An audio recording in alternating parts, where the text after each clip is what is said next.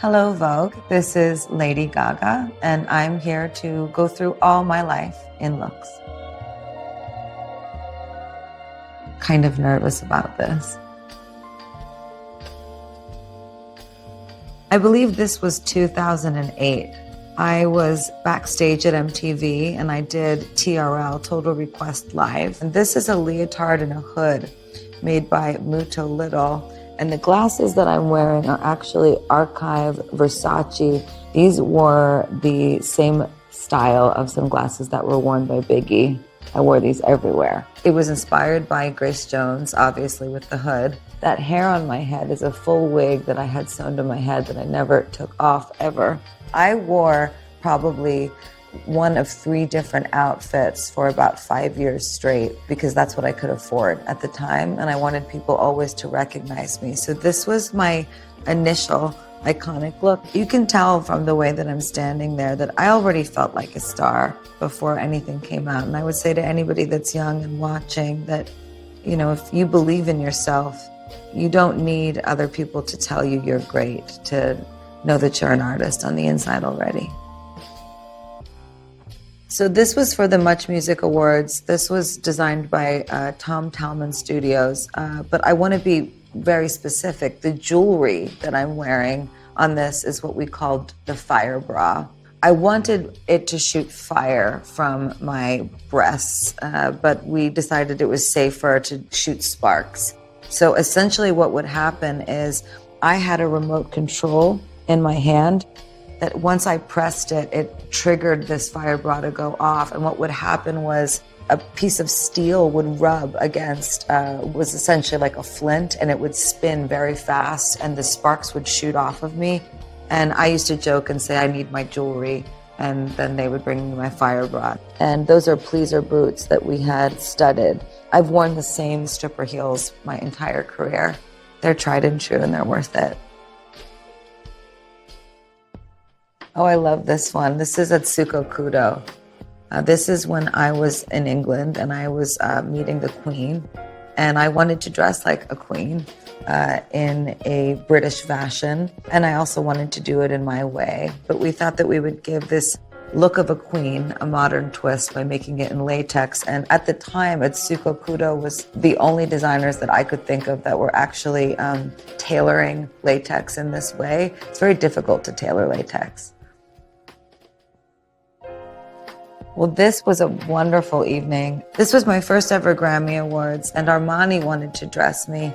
And I was actually very excited to be dressed by Armani because I knew that everything would be tailored perfectly and it would also be high fashion. So this piece fit me absolutely perfect. What's also very funny is that these shoes were stolen backstage after the show. I think we found them later on eBay somewhere, and we found out how to get them back. I just wanted to give a very specific shout out also to Frederick Aspiras, who designed this hair.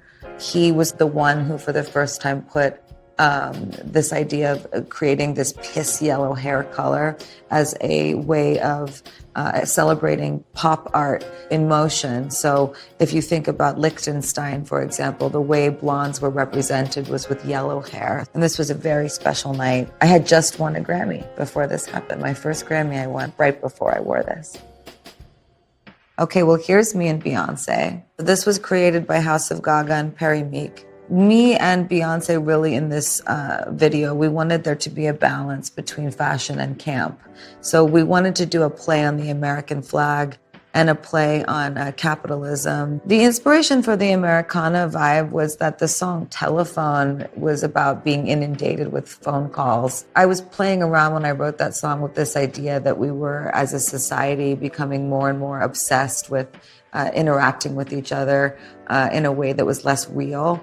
And that led me to this, the ingesting of capitalism in a way that's not healthy for us. So it's a commentary on American culture.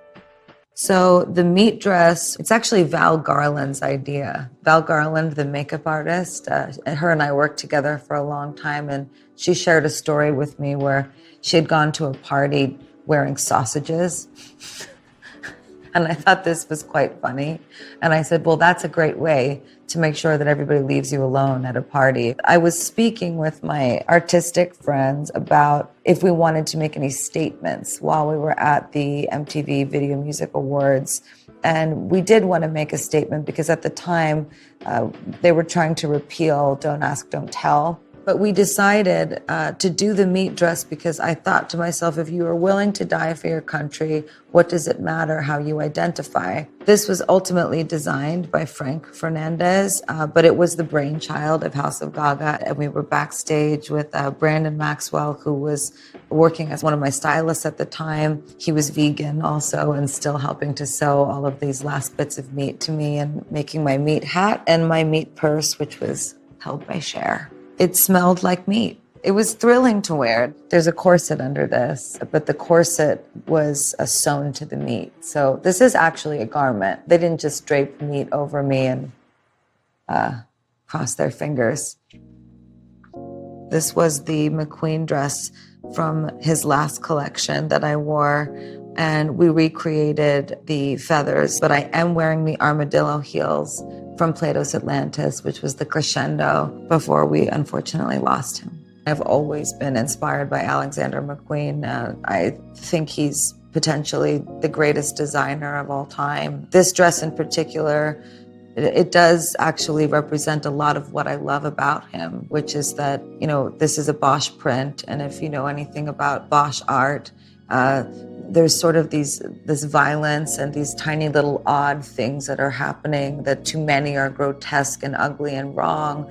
And somehow he found beauty in these things.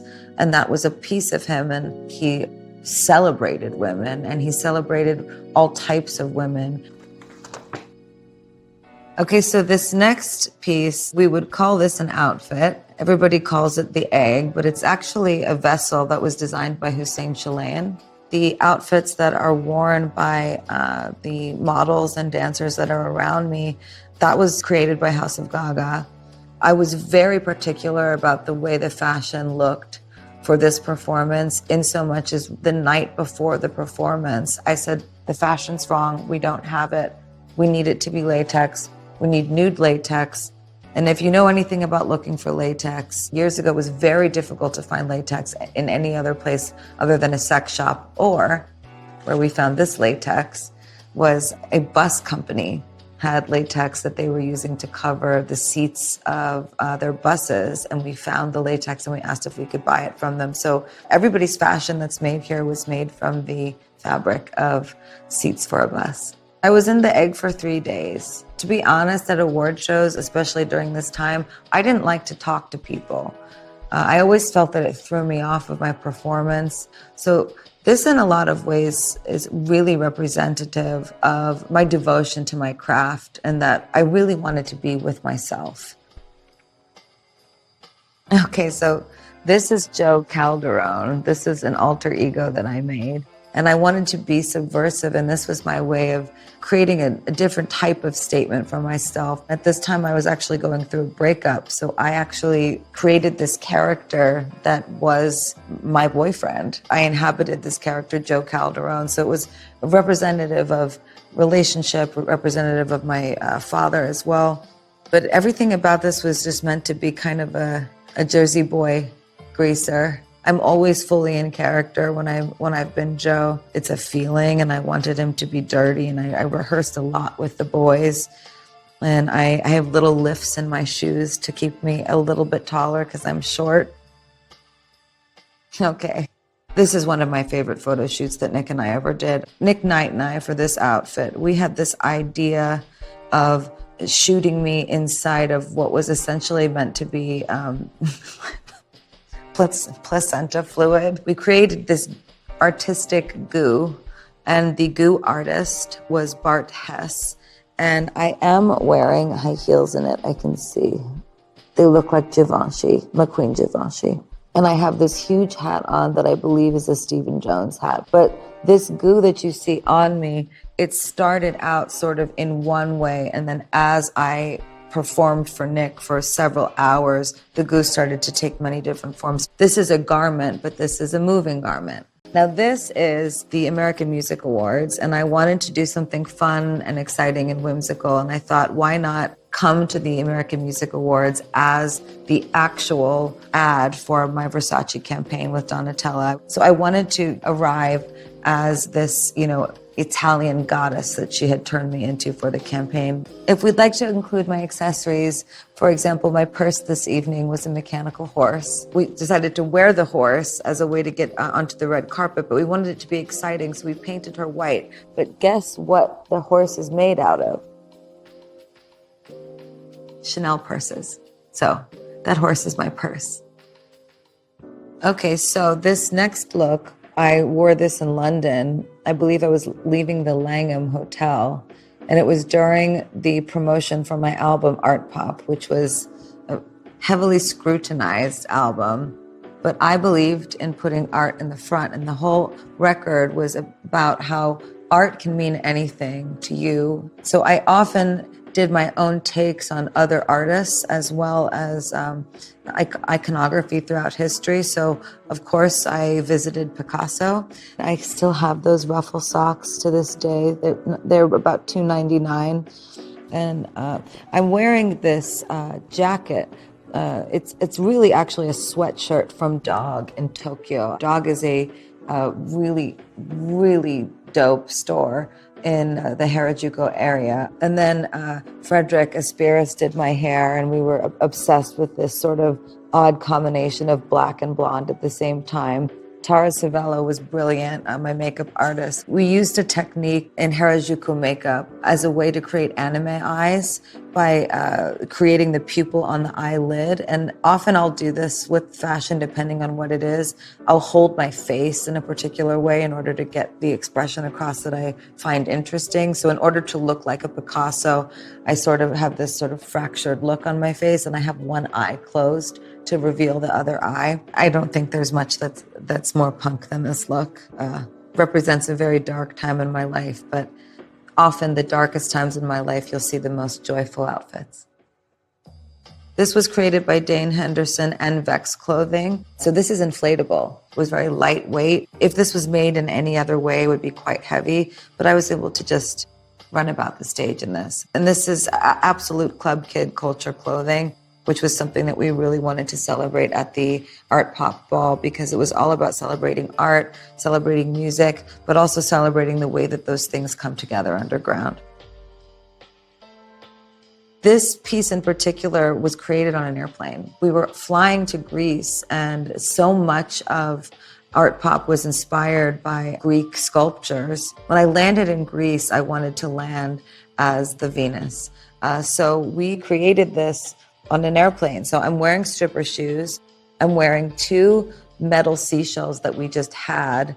And then I've got a thong underneath. And I believe that this is some sort of beach situation that I had with me because I was excited to get some sun in Greece. This was a performance art piece. So when we got off the plane, me and my entire group of dancers, we walked out to my song Venus, and I was wearing this outfit. Got dressed on the plane. So this was created by Jack Irving. This is all made of Mylar. And I actually was wearing a ventilation system that was pumping air into the spikes, but I didn't let the spikes reveal themselves until I was standing in front of the paparazzi. So when I got out of the car, it just looked like a Mylar cape. And then in the middle of the street, I pressed a button and I inflated the entire piece. I was very interested in inflatable fashion at this point. This was just simply to freak out the paparazzi. This is a beautiful, beautiful dress made by Brenton Maxwell. Felt like a princess in it, and I felt like a little girl. It was a very simple, beautifully made black dress, and I won my first Oscar in that dress. I remember I also had to be in charge of taking care of that Tiffany's diamond that Audrey Hepburn wore. No one had worn it since she wore it for breakfast at Tiffany's, so I was the first person to wear it. And I remember I left the Oscars to go to a party, and I left security behind, and everybody was mad at me. Sorry, Tiffany's. I love you, and you got your diamond back. This is also Brandon Maxwell. Brandon dressed me for the Met Gala when the theme was camp by means of the definition by Susan Sontag. I found this to be very fun. This was an entire performance that we prepared for the carpet. I remember calling Anna and asking her for 15 to 20 minutes to be on the red carpet, and she was very kind to give us that time. You know, one of the things that I love about reading Susan Sontag's thoughts on camp was that things become camp over time. So what we did with this, that what Brandon I thought was really a genius to do, was he took us all the way sort of back to the Lower East Side by the end of me revealing all of these looks. And it was just me in fishnets with a sequin bra and panty, which is the way that I used to perform. I used to call it pop burlesque, meaning our version of camp was the old me. I mean, I think this is in some ways so indicative of the earlier things that we looked at. If I could just for a moment switch back to here. To me, this really looks like an elevated modern progression of where I used to be. And this is my album cover. Cecilio Castillo Martinez is the designer. Another designer on this garment is Gasoline Glamour. And Gary Fay did the fingers and the hands. This was a creation of a glove, actually, that had articulation. So as I moved my fingers, there was extended fingers that had joints that moved like an alien. And I couldn't have possibly walked in these shoes. One of them on the left side here, this was about a 9-inch knife, a real knife. And then this was a horn here on the other side, and the horn was longer than the shoe. This is an exercise in what I would love for people to understand is really creating art with fashion, and it not being about it being functional for everyday life, but about it being functional for art. I love becoming art. That's something I've said throughout my whole career. So this is one of my favorite things I've ever worn. I wore this Schiaparelli design for the inauguration, and nobody knows this, but this is a bulletproof dress. When I saw that golden dove, I just knew that this was the right piece, and I knew Schiaparelli being an Italian fashion house, it was something that I really, really wanted to do for my heritage as an Italian-American woman that would be singing for President 45 to be leaving and to invite President 46 into office. And I'll never forget speaking to this young man that I was with, and he was asking me if I was nervous, and I said yes. But sometimes fashion really can give you wings, like a dove. And speaking of Schiaparelli, here we are again. This is from my most recent Vogue shoot with the incredible Steven Meisel that I have wanted to work with my entire career. I try to act while I'm modeling. When I saw this look, I thought it was whimsical and I thought it was beautiful. But when everything came together, I felt that this type of privilege and wealth was the epitome of evil. So you can see it in my eyes in this picture, that this woman has no soul. This being has no soul. But the soul, I believe, resides in the creation of this image and all the artists that were a part of it. You were born to be brave. Love.